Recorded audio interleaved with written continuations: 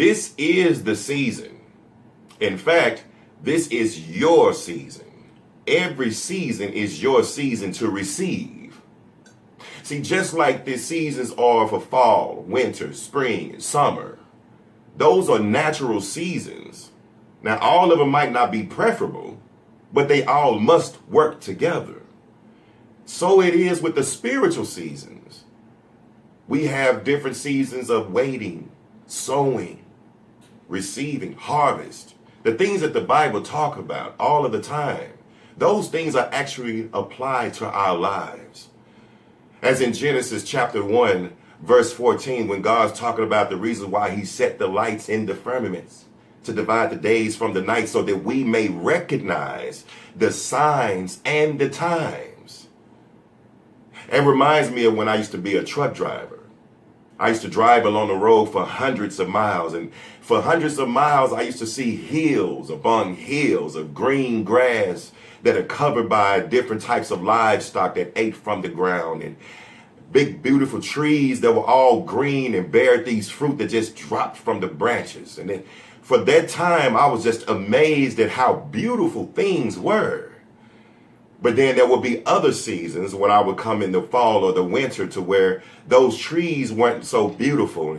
There were no fruit, and the livestock had gone in for the season, and the grass that was once so green would now dry and looked barren.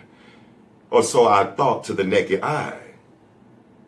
But just because they looked barren doesn't mean that things were dead. The tree was still very much alive. In fact, when it can't feed from above in the spring or the summer, it gives off gases so that we may breathe. Those big, beautiful leaves draw rays from the sun, and it looks so radiant. That's when it's feeding from above.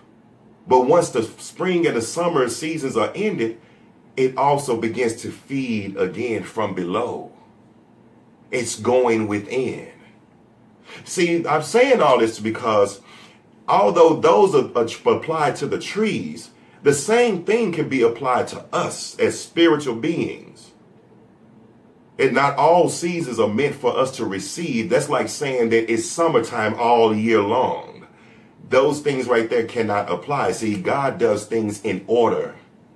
All things have to work together for good, whether we believe it or not, or may prefer this or not. All things, they have to work together. See, the spring has to work together with the summer. The summer has to work together with the fall, and the fall has to work together for the winter. So although that tree appeared to be dead for the naked eye, and some of the leaves were turning brown and falling to the ground, those things must shed in order to prepare for a new season. And so it is with us. Although we feel as though the things we may be looking barren, and sometimes people may count us out, and they might say that we're looking down, and we've lost jobs, and we've lost friends, and lost houses, and all those things, and people, we seem like we're going through a hard time in our lives.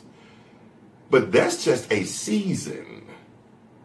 You see, when we are in alignment with what God has for us, we are in the season to where we have to shed off some of those things.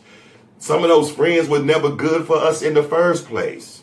That job that kept restricting us only paid you just enough to get by. That wasn't enough for you to support your dream in the first place.